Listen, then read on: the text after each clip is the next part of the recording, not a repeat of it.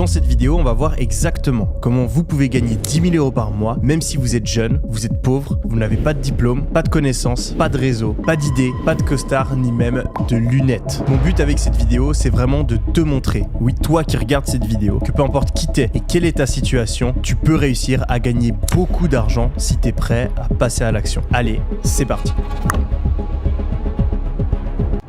Cette vidéo est divisée en 3 parties. On va d'abord voir pourquoi c'est possible de réussir peu importe qui on est. Je vais ensuite vous expliquer comment j'ai réussi personnellement à dépasser les 10 000 € par mois alors que j'avais pas de diplôme, pas de capital de départ, pas d'idées et pas de compétences particulières. Et finalement, je vais vous révéler le plan d'action que je mettrai en place maintenant si je devais repartir de zéro et que je voulais atteindre les 10 000 € par mois en moins de 90 jours. La première chose qu'il faut réaliser, c'est que tout le monde se trompe sur les choses qui comptent vraiment pour réussir. On va penser que c'est le fait d'avoir fait certaines études, d'avoir beaucoup d'argent de côté, d'avoir une idée révolutionnaire, des compétences spécifiques ou un énorme réseau. Alors que tout ça, en réalité, ça compte très peu. Imaginez-vous le départ d'un énorme marathon. Tout à l'arrière se trouve Eliud Kipchoge, le meilleur coureur de tous les temps. Et en première place, tout devant, se trouve votre père. Et attention, je suis pas en train de dire que votre père, c'est pas un super coureur. Mais au final, on est bien d'accord qu'il va juste avoir un maigre avantage pendant les premiers mètres. On appelle quelques minutes, voire même quelques secondes, Kipchoge va lui passer devant et finir le marathon beaucoup plus vite. Et bien dans le business, c'est exactement la même chose. Votre situation de départ, les études que vous avez faites, à quel point vous êtes connecté, et puis votre première idée de business, eh bien c'est juste votre position de départ sur un putain de marathon. C'est absolument pas important. Ce qui va compter, c'est ce que vous allez faire pendant les prochains jours, pendant les prochains mois, pendant les prochaines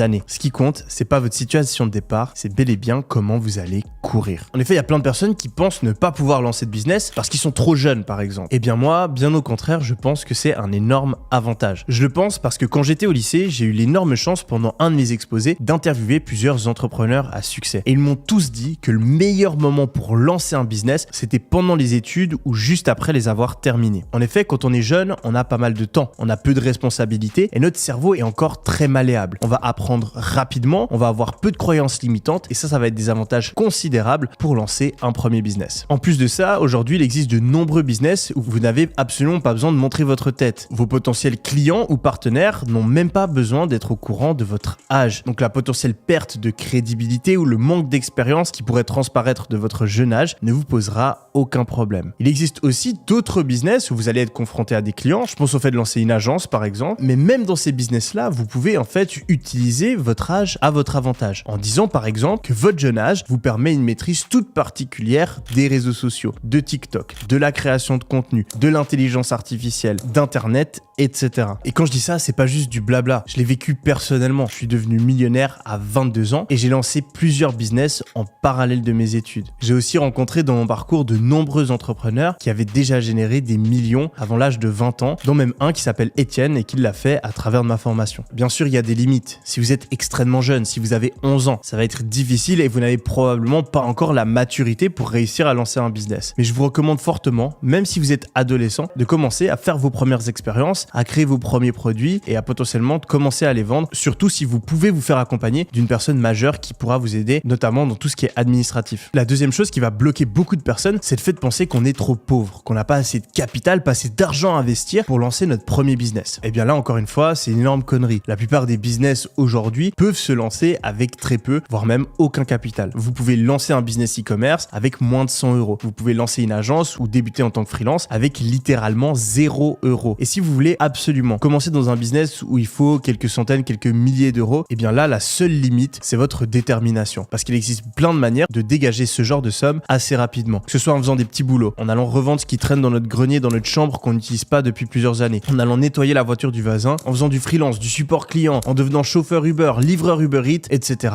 etc. Rappelez-vous qu'il n'y a absolument pas besoin d'argent pour faire de l'argent. C'est une énorme connerie. Selon les stats, 80% des millionnaires aux États-Unis sont self-made, c'est-à-dire qu'ils ont fait cet argent tout seul. Andrew Carnegie, qui a fait fortune dans l'acier au XXe siècle et qui est devenu l'un des hommes les plus riches de tous les temps, a débuté en tant que simple ouvrier. Et on parle d'une époque où il n'y avait pas internet, il n'y avait pas d'ordinateur et les business demandaient beaucoup plus de capital. Chris Gardner est littéralement passé de sans-abri tout en élevant son fils à millionnaire en étant un des courtiers les plus prisés de Wall Street. Il y a d'ailleurs un film incroyable qui a été fait sur son histoire avec Will Smith qui s'appelle À la poursuite du bonheur. Des exemples comme ça, il y en a des milliers.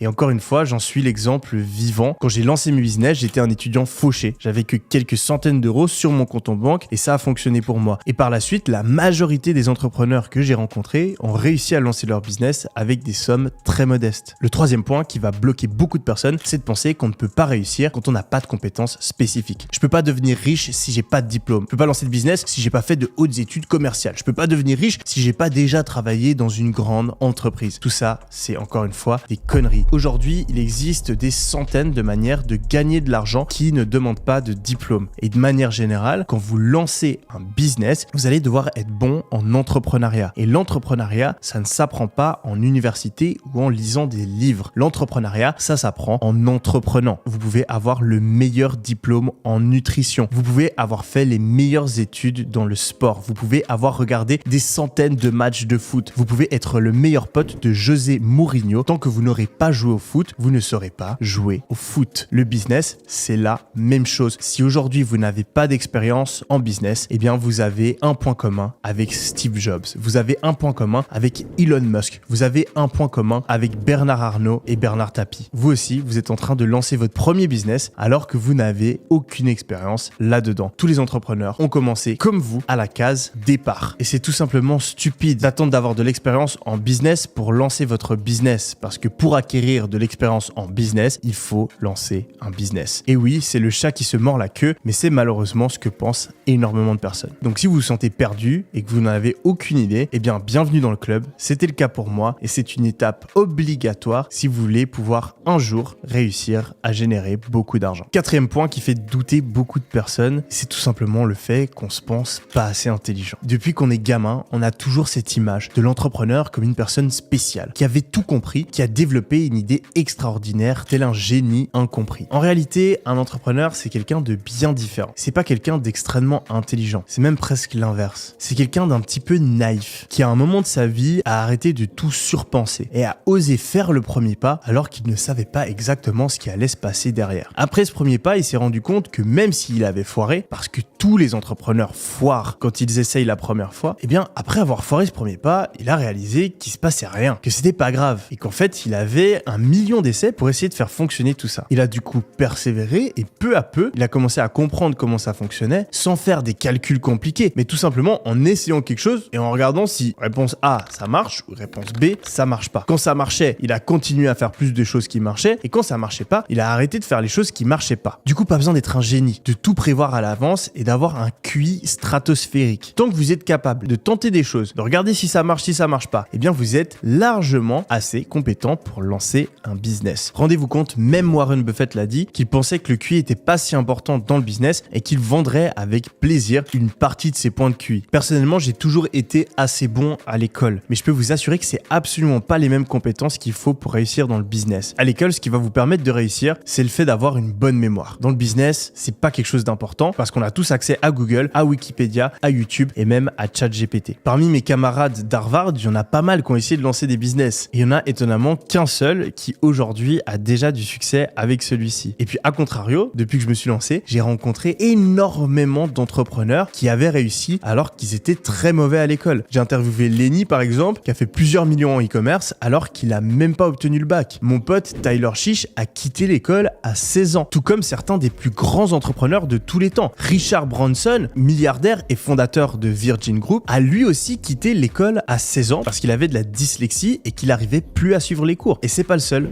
Walt Disney aussi a quitté l'école à 16 ans pour rejoindre l'armée. Il existe des dizaines d'histoires similaires. Il y en a même qui sont sur YouTube. Gary Vee par exemple, c'était un mec qui était super mauvais à l'école et qui au final a une carrière exceptionnelle dans le business. Donc ne laissez pas un prof et un système scolaire ringard vous laisser penser que vous n'allez pas réussir dans la vie et que vous n'atteindrez jamais l'indépendance financière. Savoir retenir des informations et faire des calculs compliqués, c'est des compétences qui peuvent être utiles, mais elles ne sont en aucun cas nécessaires pour gagner beaucoup d'argent. Vous l'avez compris, que vous soyez jeune, que vous soyez pauvre, que vous soyez ignorant, que vous soyez pas particulièrement intelligent au sens scolaire du terme, eh bien vous pouvez quand même réussir. Et si aujourd'hui vous avez une autre objection, un autre truc en tête, une autre croyance qui selon vous empêche de réussir, eh bien retirez-la immédiatement de votre cerveau. Toi qui regardes cette vidéo, je t'assure que tu peux réussir. Peu importe ta couleur de peau, peu importe ton sexe, peu importe les connexions, le réseau que tu as, peu importe le pays où tu habites, peu importe l'enfance que tu as eue, peu importe tous les handicaps qu'il y a actuellement dans ta vie. Si tu veux vraiment, tu peux y arriver. Mais il va falloir appliquer ces 3 principes clés. Et c'est ces 3 principes auxquels on pense rarement qui vont au final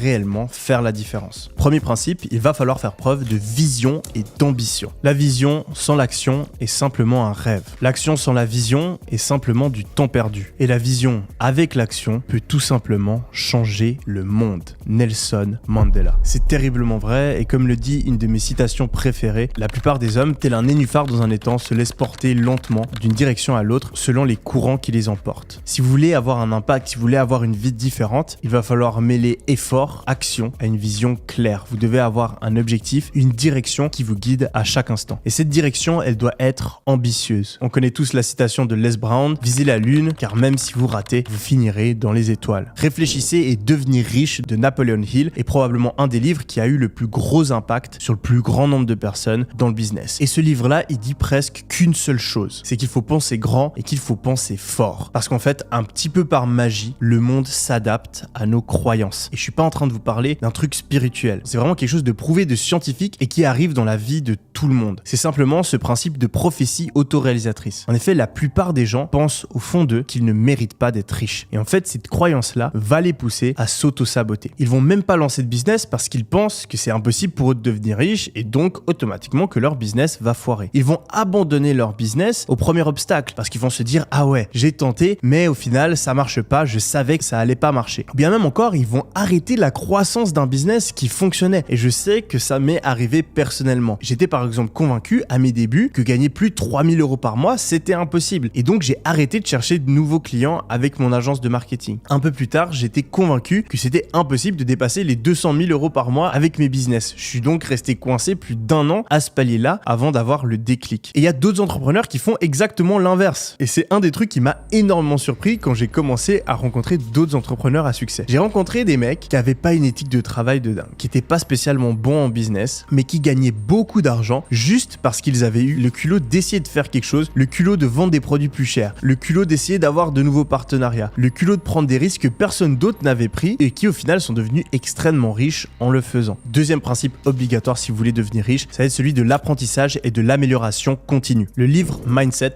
The New Psychology of Success a démocratisé le concept de growth mindset et de fixed mindset, état d'esprit fixe et état d'esprit de croissance. Ces deux termes désignent tout simplement deux attitudes complètement différentes par rapport à la vie. Il y a des personnes qui ont un fixed mindset, qui vont penser que tout est inscrit dans la roche. Si je suis pas bon en sport, je resterai mauvais en sport toute ma vie. Si je suis né pauvre, je vais mourir pauvre. Si je foire mon examen, c'est parce que je ne suis pas assez intelligent. Et à l'inverse, on a des personnes qui ont un état d'esprit de croissance. Si je suis pauvre, je peux devenir riche. Si j'ai foiré mon examen, c'est parce que j'ai pas assez étudié. Si je suis mauvais en sport, c'est parce que j'ai pas encore appris à aimer le sport et à pratiquer le sport de la bonne manière. Ces deux attitudes, elles vont faire une incroyable différence dans toutes les choses que vous allez entreprendre et en particulier si vous voulez entreprendre avec un grand E. Dans le business, vous devez avoir compris que tout s'apprend. Toute compétence s'apprend comme on apprend à faire du vélo. Au début, on regarde les gens qui font du vélo comme des génies qui ont tout compris, mais après quelques chutes et après quelques heures ou quelques semaines, voire même quelques mois d'efforts, on peut devenir extrêmement bon. Une fois qu'on a compris qu'on peut tout apprendre, il va falloir avoir une attitude d'apprentissage continu. Et là, on peut reprendre la méthodologie du best-seller The Lean Startup qui parle de la fameuse boucle faire, mesurer, apprendre. Il va falloir constamment être dans l'action, faire des choses, être dans le concret tous les jours. Il va falloir ensuite prendre le temps de mesurer quels ont été les résultats des actions que l'on a faites. Est-ce que ça a bien fonctionné? Est-ce que ça a pas bien fonctionné? Et ensuite, en fonction de ça, il va falloir apprendre et tenter de nouvelles choses. Si vous avez compris ça, vous avez compris comment gagner beaucoup d'argent. Si sans cesse vous faites et vous améliorez, même si vous améliorez très lentement, même si vous partez de base dans la complète mauvaise direction, au bout d'un moment, vous allez finir par réussir. Troisième principe qu'il faut absolument pour pouvoir réussir, ça va être la discipline et la persévérance. Dans la société actuelle, tout le monde est drogué à la motivation. Et on entend souvent le terme discipline, mais très peu de personnes savent exactement ce qu'il signifie. La discipline, c'est pas la même chose que la motivation. La discipline, c'est pas le fait de travailler sur votre business. La discipline, c'est pas le fait de faire des choses difficiles. La discipline, c'est le fait de faire des choses difficiles quand on n'en a pas envie. Si vous allez à la salle parce que vous avez envie d'aller à la salle, vous allez à la salle parce que vous êtes motivé. Si vous travaillez sur votre business parce que vous avez envie de travailler sur votre business, vous travaillez sur votre business parce que vous êtes motivé. Si vous lisez un livre parce que vous avez envie de lire un livre, vous lisez votre livre parce que vous êtes motivé. Si vous voulez vraiment devenir riche, il va falloir réussir à aller à la salle quand on n'a pas envie d'aller à la salle, de travailler sur son business quand on n'a pas envie de travailler sur son business et de lire le livre quand on n'a pas envie de lire le livre. C'est ça, faire preuve de discipline. C'est faire ce que l'on doit faire, pas ce que l'on a envie de faire. Et la plupart des gens n'y arriveront pas. Le jour où ils n'ont pas envie de travailler sur leur business, ils se diront qu'en fait, c'est probablement pas le bon business, qu'ils sont pas passionnés par ce qu'ils font. Ou alors qu'il faut prendre une pause parce qu'ils ont trop travaillé et qu'ils sont épuisés. Et c'est là, oui, toi qui regardes cette vidéo, que tu dois être différent. Tu dois continuer à travailler selon les objectifs que tu t'es fixés quand on n'a pas envie. Et c'est à ce moment-là que tu feras vraiment la différence. Deuxièmement, va falloir faire preuve de persévérance. On avait parlé de cette fameuse boucle, faire, mesurer, apprendre. Le problème, c'est que cette boucle, elle met pas mal de temps à s'enclencher et à produire de vrais résultats. Du coup, la plupart des gens, quand ils vont essayer de gagner de l'argent, au début, ça va pas marcher. Ils vont enclencher cette boucle, ils vont essayer de progresser, mais ils vont ignorer que le progrès, il suit une courbe exponentielle. Au début, les progrès, ils sont presque inexistants. On a l'impression de faire du surplace. On va être démotivé et on va donc abandonner. Mais le truc qui est vraiment con, c'est que les courbes exponentielles, elles mettent du temps à décoller, mais quand elles décollent, elles explosent. Et que si en fait, au lieu d'abandonner, vous aviez persévéré, vous auriez atteint le fameux point d'inflexion, le point où il y a tout qui commence à changer et la courbe commence à décoller vers le ciel. Rappelez-vous de cette citation de Naval Ravikant. Toutes les choses incroyables de la vie proviennent des intérêts cumulés. Et donc, toutes les choses incroyables de la vie ont une courbe exponentielle. Malheureusement, la plupart des humains ne font pas preuve de persévérance et donc ils se condamnent à vivre une vie banale. Vision et ambition, apprentissage et amélioration continue, discipline et persévérance. C'est tout ce qu'il vous faut pour réussir, peu importe qui vous êtes. Et c'est exactement ce que j'ai utilisé dans mon histoire personnel. Je me suis lancé il y a quelques années, alors que j'étais en première année à l'université. J'avais pas d'argent de côté, j'avais personne pour m'aider, pas de réseau, pas de diplôme et j'avais que 21 ans. Pourtant, j'avais une vision depuis que j'avais 7 ans et que j'avais réalisé que la vie de mon meilleur ami, qui avait des parents architectes, était complètement différente de la vie de ma famille et mes parents qui galéraient financièrement. J'avais un désir brûlant de devenir riche. J'avais aussi la foi et la croyance que peu importe, tôt ou tard, j'y arriverais parce que j'étais ambitieux. J'ai ensuite commencé à me former en lisant des livres, regardant des vidéos YouTube, en achetant ma première formation et en lançant mon premier business. J'ai appris de mes erreurs au fur et à mesure du temps et j'ai réussi à générer mes premiers milliers d'euros. Par la suite, j'ai fait preuve de discipline et je me suis forcé tous les soirs pendant 2 heures à travailler sur mes business en rentrant de l'université alors que j'étais épuisé et que j'avais travaillé toute la journée. J'ai aussi fait preuve de persévérance et j'ai continué quand mon premier business, mon agence de marketing digital, stagnait autour des 3 000 euros par mois. Je me suis pas dit je vais me contenter de ça. Non, j'ai continué à me former et j'ai lancé mes premiers business e-commerce qui m'ont permis en quelques mois seulement de générer plusieurs centaines de milliers d'euros. Mais bon, ça c'est mon histoire. Ce qui est important, c'est comment vous allez créer la vôtre. Et si aujourd'hui je devais repartir de zéro et que mon but c'était d'atteindre les 10 000 euros par mois le plus rapidement possible, j'utiliserais ce plan d'action. Premièrement, je choisirais un business. Vous avez plein d'options différentes. Si vous savez pas quoi choisir, focalisez-vous soit sur un business e-commerce, soit sur un business d'agence. C'est les business les plus simples à démarrer. Il va vous suffire d'appliquer le business model et d'être meilleur que 90% des gens. Je sais, ça peut paraître difficile, mais au final, ça l'est pas tant que ça parce que comme on l'a vu plus tôt, la plupart des gens font n'importe quoi. Ensuite, une fois que j'ai choisi mon business, je travaillerai dessus pendant 90 jours au minimum. Pendant ces 90 jours, je suivrai cette organisation. Je prendrai mon heure de coucher. Imaginons que c'est minuit et je reviendrai 3 heures en arrière, 21h. À 21h, pendant 1 heure, je me formerai en regardant des vidéos YouTube, en suivant une formation, en lisant des livres. J'irai ensuite me coucher 2 heures plus tôt que d'habitude. Si vous vous couchez à minuit habituellement, du coup, vous vous couchez à 22h. Vu que je me couche 2 heures plus tôt, je me réveillerai aussi 2 heures plus tôt. Imaginons que vous avez besoin de 8 heures de sommeil, vous vous réveillez à 6 heures du matin. Ça fait mal, mais si vous voulez devenir riche, rappelez-vous, il va falloir faire preuve de discipline et il va falloir souffrir. Vous vous réveillez 2 heures plus tôt, vous faites votre routine du matin et c'est les 2 premières heures de la journée, celles où vous avez le plus d'énergie mentale et de focus. Et pendant ces 2 heures, au minimum 5 jours par semaine, vous travaillez sur votre business, sans faute, pendant 90 jours. C'est un plan d'action qui est difficile, mais je peux vous assurer que si vous le faites avec du sérieux, vous allez obtenir des résultats. Il y a trop de personnes qui ont réussi pour que vous ne réussissiez pas. Le truc, c'est que je sais que l'extrême majorité des personnes qui sont en train de regarder cette vidéo ne vont pas le faire. Du coup, si toi qui es en train de me regarder, t'es vraiment quelqu'un de sérieux, eh bien, mets ce challenge en place. Et si t'as vraiment envie de le tenir, je vais te donner quelques conseils qui peuvent t'aider. Premièrement, essaie de le faire avec des potes ou au minimum un autre pote. Vous pouvez travailler sur le même business ou des business différents. Bref, vous avez le même challenge et vous vous tenez responsable. Deuxième chose, essaye d'en parler en public. Dis à tes parents, à ton frère, aux personnes qui vivent avec toi ou même en story Instagram que tu vas faire ce challenge. Comme ça, tu t'affiches publiquement et si tes potes voient que tu te réveilles pas le matin, si tu mets pas de story Instagram ou tu te réveilles plus tôt et tu travailles sur ton business, eh bien, tu ne tiendras pas ta parole publiquement. On a tous horreur d'avoir l'air con et donc c'est un moteur extrêmement fort pour nous aider à tenir nos engagements. Finalement, crée-toi un pourquoi. Crée-toi une liste de toutes les raisons pour lesquelles réussir ce challenge des 90 jours, c'est quelque chose de très important. C'est facile d'abandonner au premier obstacle si on se dit qu'on fait juste ça pour gagner un peu plus d'argent. C'est beaucoup plus difficile d'abandonner si on sait qu'on fait ça pour changer la vie de notre future famille, pour pouvoir enfin se faire respecter, pour pouvoir enfin avoir la liberté dont on a toujours rêvé et pour pouvoir aider les personnes qui nous sont chères. Finalement, si tu es vraiment sérieux par rapport à tout ça, j'ai fait une vidéo il y a quelques temps sur la productivité où j'explique exactement comment mettre un système en place pour atteindre tous tes objectifs. Je la laisse en annotation juste maintenant et j'espère que cette vidéo t'a plu. C'était Yomi. Allez, ciao!